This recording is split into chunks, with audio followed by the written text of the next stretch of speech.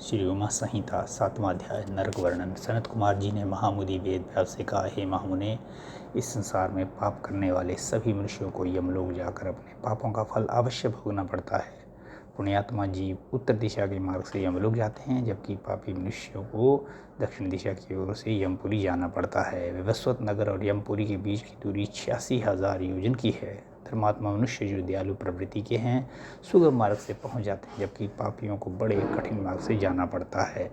उनके रास्ते में नुकीले कांटे, गर्म बालू व छुरियों जैसे नुकीले कंकड़, कीचड़, सुइयां, गारे, लंबे अंधकार युक्त वन, बर्फीले मार्ग, गंदा पानी, सिंह, भेड़िए, बाघ, मच्छर एवं अनेक तरह के जहरीले और भयंकर कीड़े, सांप, सुअर, भैंसे एवं अनेक भयानक जीव, भूत, प्रेत एवं डाकिनी शाकिनी उस पापी मनुष्य को रास्ते में कष्ट देने के लिए खड़े रहते हैं। वे पापी मनुष्य इतने भयानक रास्ते पर यमदूतों की मार सहते हुए आगे बढ़ते हैं। भूख प्यासे व्याकुल नंगे शरीर वे यातनाएं सहते हुए रास्ते को तय करते हैं और पीड़ा की अधिकता के कारण रोते और चीखते चिल्लाते हैं। उनके शरीर से खून बहता है और कीड़े उन्हें नोचते हैं, परंतु यमदूत फिर भी उन्हें पाशों से बांध कर घसीटते रहते हैं। इस प्रकार अत्यंत कठिन मार्ग पर चलते हुए वे अपनी यमलोक तक की यात्रा को पूरा करते हैं। वहां पहुंचकर यमदूत उन पापी मनुष्यों को धर्मराज के सामने ले जाते हैं। यमलोक में यमराज उन मनुष्यों के पाप और पुण्यों का लेखा जोखा देखते हैं।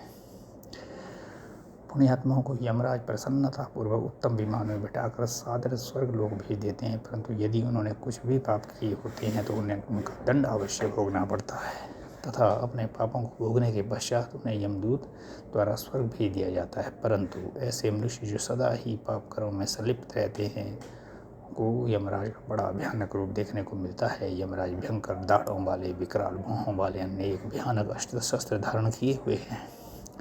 18 हाथ वाले काले भैंसे पर बैठे अग्नि के समान लाल आंखों वाले एवं प्रलय काल के अग्नि के समान तेजस्वी भयानक रूप धारण किए दिखाई देते हैं और पापियों को बड़े कठोर दंड देते हैं। तब भगवान चित्रगुप्त धर्म युक्त वचनों से उन्हें समझाते हैं। 8वां अध्याय नरक की 28 कोटियाँ। सनत कुमार जी बोले, हे महामुनि व्यास, जब यमदूत पापी मनुष्यों को लेकर यमलोक पहुंच जाते हैं तो वहाँ चित्रगुप्त पापियों को फटकारते हुए कहते, हे पापियों, तुम अपने जीवन काल में सदा पाप करते रहे हो, अब उन पापों के फल भोगने का समय आ गया है। इसी प्रकार पापी दुष्ट राजाओं को डांटते हुए वे कहते हैं कि राज्य का सुख मिलने पर तुम अपने को सर्वस्व मानने लगे और इसी घमंड में मदमस्त होकर तुमने अपनी प्रजा के साथ बहुत बुरा व्यवहार किया और उन्हें अनेकों तरह के कष्ट तथा यातनाएं दी। उन बुरे कर्मों के पाप मैल के समान अब भी तुम्हारे शरीर से चिपके हुए हैं। तब यमदूत चंड एवं महाचंड उन पापी राजाओं को उठाकर गरम गरम भट्टियों में फेंक देते हैं ताकि पाप रूपी मैल जल जाए और फिर वहीं से उन पर वज्र का प्रहार करते हैं। इस प्रकार की यातना से उनके कानों में खून बहने लगता है और बेहोश हो जाते हैं।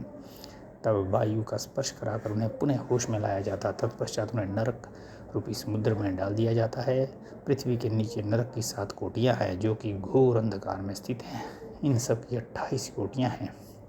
घोरा कोटि, सुघोरा कोटि, अति घोरा, महाघोरा, चूर रूपा, तलातल, मयाका, काल रात्रि, भयोतरा, चंडा, महाचंडा, चंड कोलाहल, प्रचंड, चंड नायका, पद्मा, पद्मावती, बीता, भीमा, भीषण नायका, कराला, विकराला, वज्रा, त्रिकोण, पंचकोश, सुदीर्घ, अखिलार्दित, समभीम, समलाभ, उग्रदीप्त प्रायः नामक ये 28 नरक कोटि हैं जो कि पापियों को यातना देने वाली हैं। इन नरक कोटियों का निर्माण पापियों को यातना देने के लिए ही किया गया है। इसके अतिरिक्त इन कोटियों के 5 नायक भी हैं।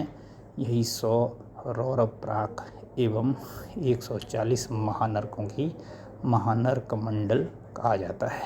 महानरकों को महानरक मंडल कहा जाता है। 9वां अध्याय साधारण नरक गति। सनत कुमार जी कहते हैं, जिस प्रकार सोने को अग्नि में तपाकर ही कुंदन बनाया जाता है, उसी प्रकार पापियों की जीवात्माओं को भी शुद्ध करने हेतु नरक की अग्नि में डाला जाता है। सर्वप्रथम पापियों के दोनों हाथों को रस्सियों से बांधकर उन्हें पेड़ पर उल्टा लटका दिया जाता है। उनके पैरों में लोहा बांध दिया जाता है ताकि दर्द से तड़पते हुए प्राणी अपने द्वारा किए गए पापों को याद करे। तत्पश्चात उन्हें तेल के उबलते हुए कढ़ाई में इस प्रकार भुना जाता है जिस प्रकार हम बैंगन भूनते हैं। फिर उन्हें अंधकार युक्त कुओं में धकेल दिया जाता है, जहाँ पर अनेकों प्रकार के कीड़े एवं भयानक जीव उन पर चिपट जाते हैं, उन्हें नोचते और खाते हैं। इस प्रकार पापी जीवों को अनेक प्रकार की यातनाएं भोगनी पड़ती हैं। फिर कुओं से निकाल कर उन्हें पुनः नरक में फेंक दिया जाता है। वहाँ पर उनकी पीठ पर बड़े बड़े हथौड़े से, जो कि तपाए हुए होते हैं, उनकी पीठ को छलनी कर दिया जाता है। कहीं उन पापी आत्माओं को आरी से चीरा जाता है। फिर उन पाप आत्माओं को मांस व रुधिर खाने के लिए बाध्य किया जाता है। इस प्रकार भी पाप आत्मा मनुष्य अनेकों कष्टों को भोगते हैं। उनका शरीर अनेक प्रकार की यातनाएं भोगता है। तत्पश्चात वे यमदूत पापियों को नीलध्यास नामक नरक में डाल देते हैं। यहाँ रेत के भवन होते हैं, जो कि भट्टी के समान तप कर उन्हें पीड़ा पहुँचाते हैं। वहीं पर पापी प्राणियों के हाथ, पैर, सिर, माथे, छाती और शरीर के अन्य अंगों पर आग में तपते हुए हथौड़े से एक के बाद एक अनगिनत प्रहार किए जाते हैं। तत्पश्चात उसे गर्म रेत में फेंक दिया जाता है। फिर गंदे कीचड़ में फेंक दिया जाता है। कुंभी पाक नामक नरक में पापात्माओं को तेल के जलते हुए कड़ाहों में पकाया जाता है। फिर लाजा भक्ष सूची पत्र में डाल दिया जाता है। वह उन्हें धधकती हुई अग्नि में फेंक दिया जाता है। फिर यमदूत अपने वज्र के समान कठोर प्रहारों से इन पापियों को छलनी करते हैं और उनके घावों पर नमक भर देते हैं। उनके मुंहों में लोहे की कीलें डाल दी जाती हैं। 10वां अध्याय नरक गति भोग वर्णन। सनत कुमार जी बोले, हे महामुने, पाखंड में लिपट रहने वाले, झूठ बोलने वाले या अन्य किसी प्रकार से दूसरों को अहित करने वाले नास्तिक मनुष्य द्विजाहाक्य नरक में जाते हैं। इस नरक में उन पर आधे कोस लंबे पैने हल चलाए जाते हैं। ऐसे दुष्ट मनुष्य जो अपने माता पिता अथवा गुरुओं की आज्ञा को नहीं मानते, के मुंह में कीड़ों से युक्त विष्ठा भर दी जाती है।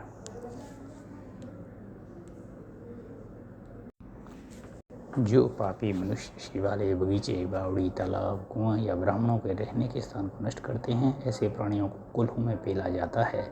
फिर उन्हें नरक की अग्नि में पकाया जाता है। भोग विलासी प्रवृत्ति के दुष्ट मानवों को यमदूत लोहे की गर्म स्त्री मूर्ति से चिपका देते हैं।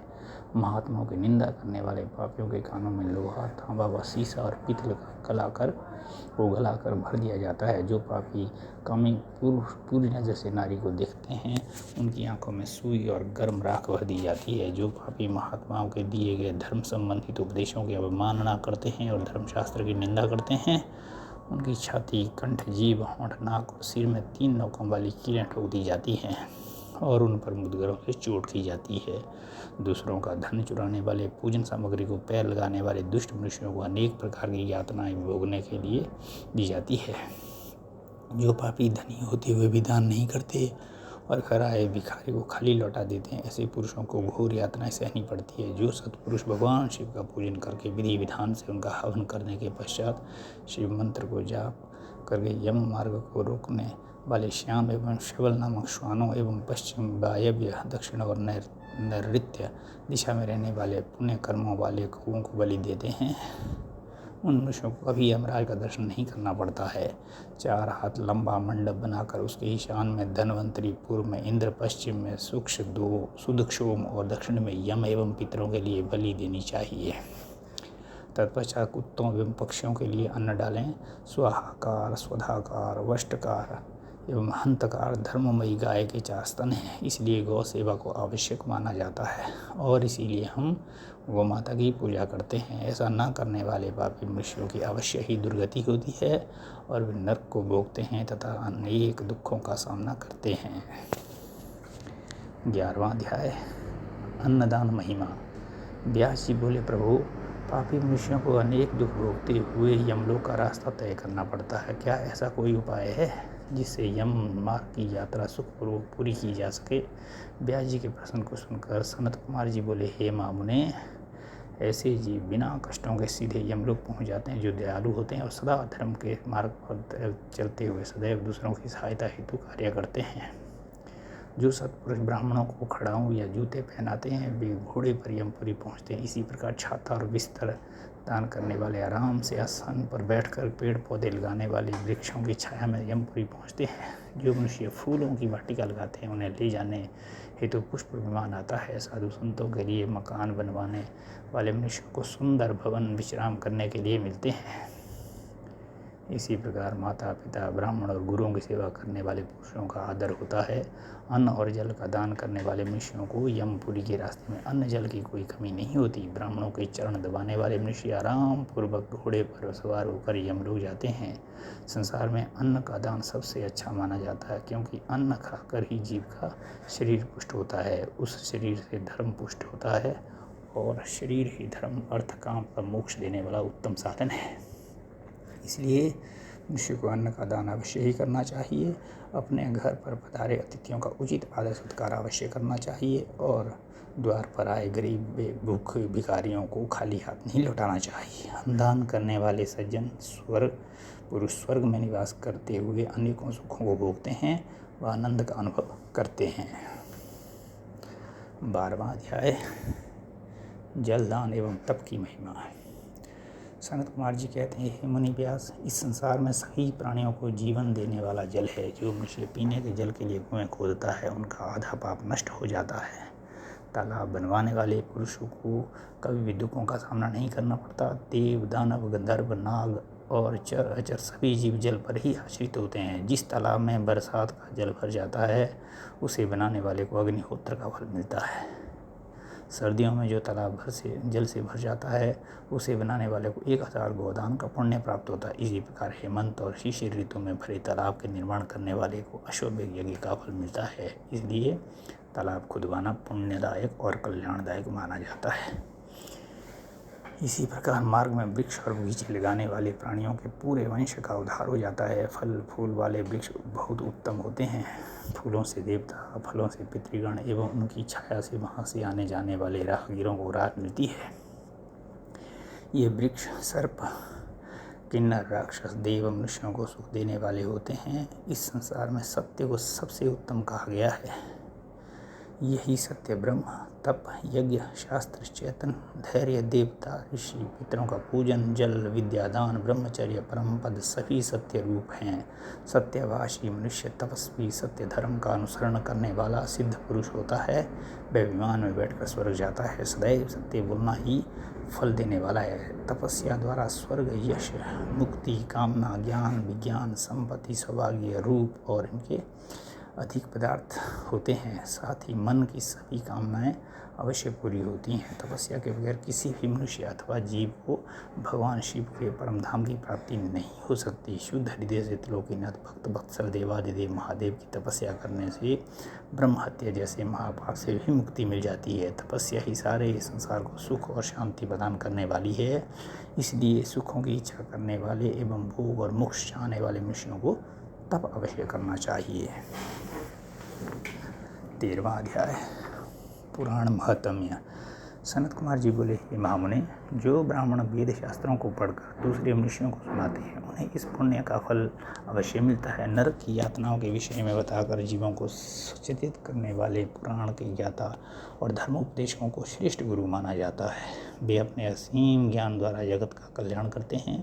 अपना परलोक सुधारने हेतु मनुष्यों को धन, अन्न, भूमि, स्वर्ण, गौ, रथ, वस्त्र एवं आभूषण आदि वस्तुओं का दान करना चाहिए। जुता हुआ खेत अर्थात लहलहाते फसल वाले खेत का दान करने से मनुष्य की 10 पीढ़ियाँ सुधर जाती हैं।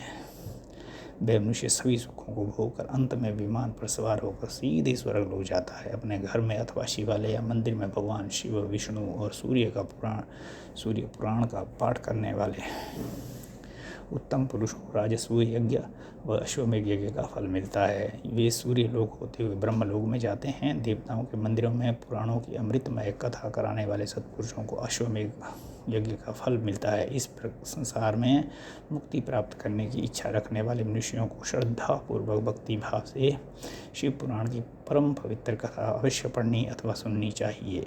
प्रतिदिन कुछ समय के लिए शिव पुराण की कथा अवश्य सुननी चाहिए।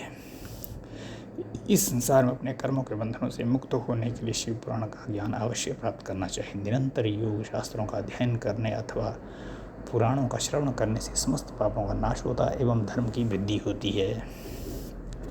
14वां अध्याय विभिन्न दानों का वर्णन। सनत कुमार जी बोले, हे व्यास जी, मनुष्य यदि दान के लिए सुपात्रों को ही चुने तभी उसका परम कल्याण होता है। गौ, पृथ्वी, विद्या और तुला का दान सर्वोत्तम माना जाता है। अपने घर के द्वार पर आए मांगने वाले अर्थात याचकों को दूध देने वाली गाय, वस्त्र, जूते, अन्न, छाता अथवा भक्ति भाव से श्रद्धापूर्वक जो भी यथासंभव दान दिया जाए वह परम कल्याणकारी होता है। यही नहीं, स्वर्ण, तिल, हाथी, कन्या, दासी, घर, रथ, मणि, गौ, कपिला और अन्य इन 10 दानों को महादान माना जाता है। इन 10 महादानों को जो भी मनुष्य भक्ति भावना से करता है वह इस भव सागर से अवश्य ही पार हो जाता है। वह सत्पुरुष जीवन और मरण के बंधनों से मुक्त हो जाता है। त्रिलोकीनाथ देवादिदेव महादेव जी की परम कृपा पाकर उसे भोग और मोक्ष की प्राप्ति हो जाती है। सोने में सींग रूप में खुर मढ़ाकर वस्त्र, आभूषण एवं अन्य वस्तुओं सहित गाय और बछड़े का दान जो मनुष्य सपुत सुपात्र विद्वान ब्राह्मण को करता है उसके सभी मनोरथों की सिद्धि हो जाती है। वह जीव इस लोक में सभी सुख भोग कर शिवलोक को जाता है। उसे लोक परलोक में सभी चिद वस्तुओं की प्राप्ति होती है। मन में मुक्ति की इच्छा लेकर किया गया दान अवश्य हितकर होता है। इस जगत में तुला के दान को भी उत्तम माना जाता है। तुला दान करने वाले मनुष्य को चाहिए कि वे मन ही मन शिव जी का स्मरण करके उनसे प्रार्थना करे कि वे उसका कल्याण करे। तराजू के एक पलड़े में बैठकर दूसरे पलड़े में अपनी शक्ति के अनुसार द्रव्य भरे और जब दोनों तरफ वजन बराबर हो जाए तो उस द्रव्य को किसी सुपात्र ब्राह्मण को दान करे। ऐसा दान करते समय शुद्ध हृदय से कल्याणकारी भगवान शिव से प्रार्थना करे कि हे प्रभु, मैं बचपन से लेकर अब तक अपने जीवन में जाने अनजाने जो भी पाप किए हों उन्हें आप अपनी कृपा दृष्टि से भस्म कर दें। हे ऋषि गणों, इस प्रकार तुलादान से सभी पापों से मुक्ति मिल जाती है और सीधे स्वर्गलोक को जाते हैं और वहीं निवास करते हुए सभी उत्तम भोगों को भोगते हैं। 15वां अध्याय पाताल लोक का वर्णन।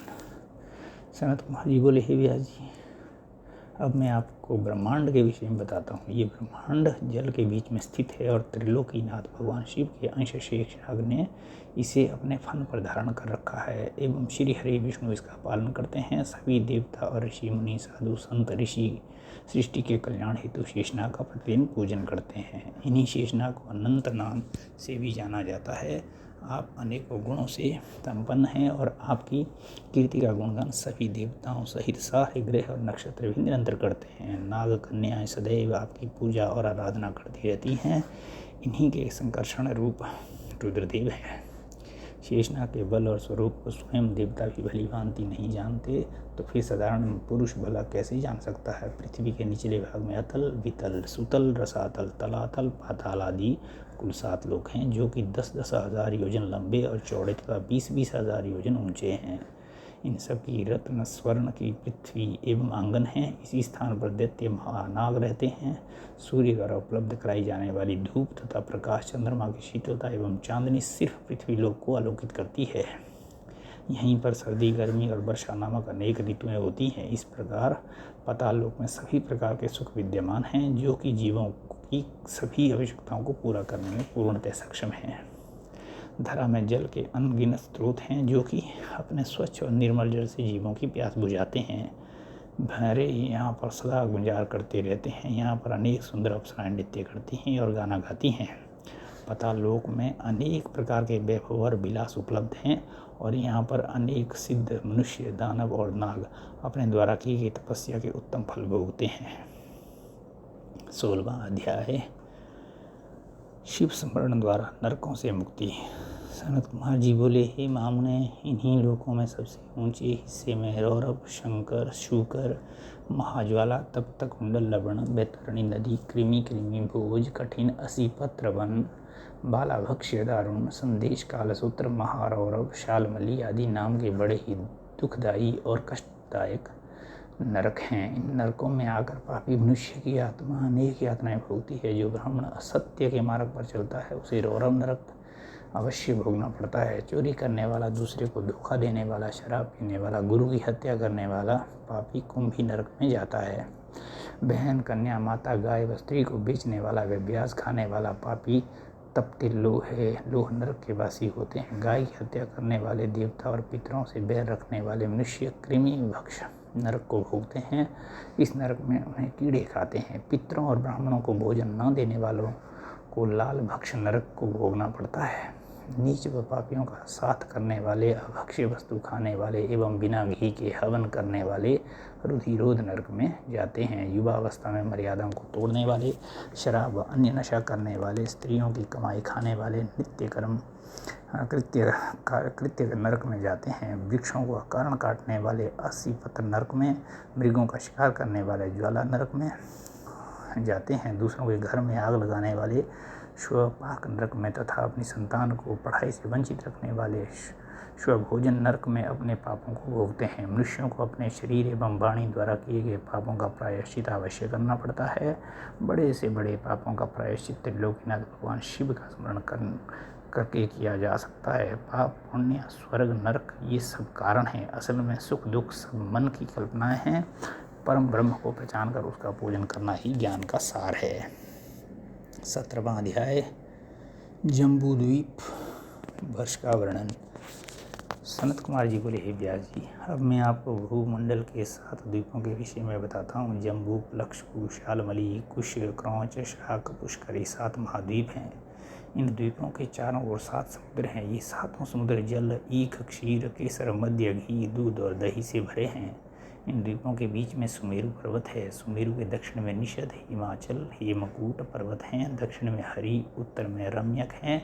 वहीं हिरण्य है। इसके बीच में इलावृत है, जिसके बीच में मेरु पर्वत स्थित है। मेरु पर्वत के पूर्व दिशा में मंदिर, दक्षिण दिशा में गंधमादन, पश्चिम दिशा में विपुल एवं उत्तर दिशा में सुपार्श्व शिखर स्थित हैं।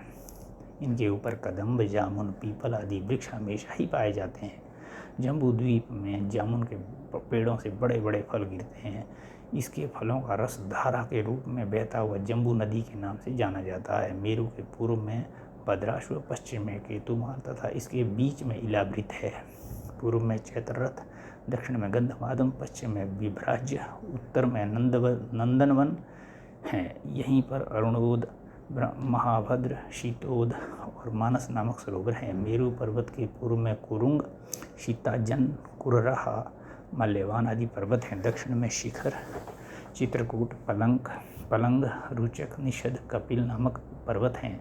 पश्चिम दिशा में श्रीनिवास, कुसुम्भ, कपिल, नारद, नाग आदि स्थित हैं। उत्तर दिशा में शंखचूड़, चूर्ण, ऋषभ, हंस, काल, जरा और केशराचल आदि पर्वत स्थित हैं। सुमेरु पर्वत नामक पर्वत पर ब्रह्मा की शतकोणपुरी विद्यमान है। शतकोणपुरी के पास ही अमरावती, तेजोवती, संयमनी, कृष्णांगना, श्रद्धावती, गंधवती, यशोवती नामक 8 पुरियाँ हैं। शतकोणपुरी के बीच में पतित पावनी गंगा नदी चंद्रमंडल को भेद कर सीता, अलकनंदा, चक्षु एवं भद्र धाराओं में बंट जाती है।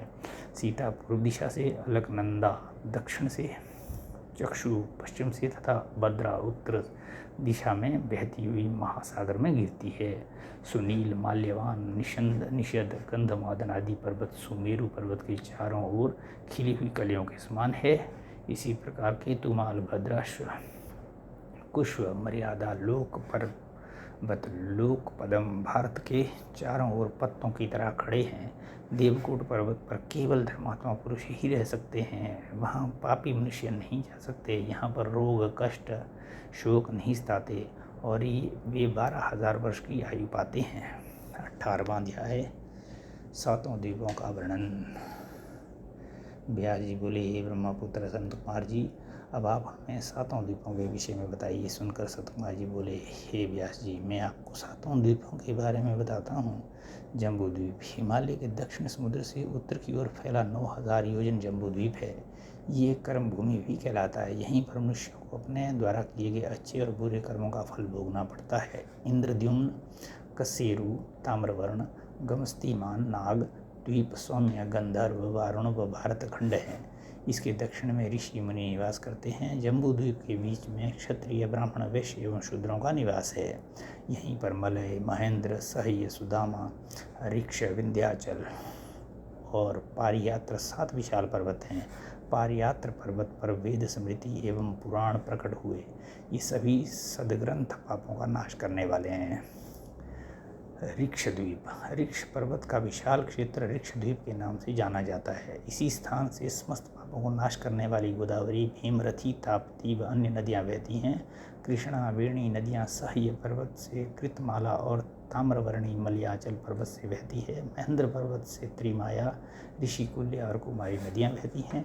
इन पवित्र नदियों के मार्ग में अनेक शहर, गांव आदि पड़ते हैं। ये पवित्र नदियाँ वहाँ निवास करने वालों की प्यास को शांत करती है। यही नहीं, उनके पापों का नाश भी उनके जल स्पर्श से हो जाता है। प्लक्षद्वीप। प्लक्षद्वीप क्षार समुद्र से घिरा हुआ है। इसी द्वीप पर गोमंत, चंद्र, नारद, दुर्धर, सोनक, सुमन, वैभ्राज्र नामक पर्वत हैं। अनुतप्त, शिखी, पापहनी, त्रिदिवा, कृपा, अमृता, सुकृपा नामक 7 नदियाँ प्लक्षद्वीप की शोभा बढ़ाती हैं। यहाँ के मनोहर वातावरण में देवता और गंधर्वों सहित अनेक जातियाँ निवास करती हैं।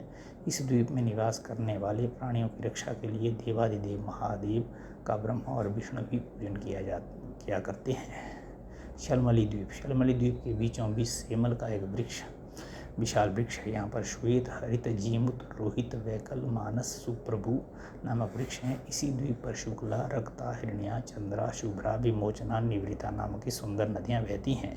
ये पवित्र एवं निर्मल नदियाँ भक्तगणों की प्यास बुझाती हैं। अपना कार्य पूर्ण करते हुए यहाँ के निवासी ब्रह्मा, विष्णु व शिव जी का पूजन करते हैं। क्रौंच द्वीप।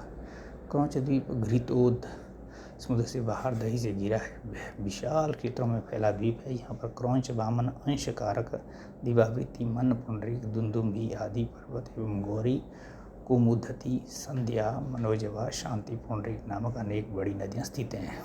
शाकद्वीप। शाकद्वीप दही समुद्र के बाहर दूध के सागर से घिरा है। यहाँ पर शाक का बहुत बड़ा वृक्ष है। उदयाचल, अस्ताचल, जलंधार, विवेक, केसरी नामक पर्वत हैं। सुकुमारी, नलिनी, कुमारी, वेणुका, इक्षु, रेणुका और गर्भास्थ नामक नदियाँ स्थित हैं। यहाँ के सुंदर मनोरम स्थलों पर सभी जाति के लोग रहते हैं। पुष्कर द्वीप।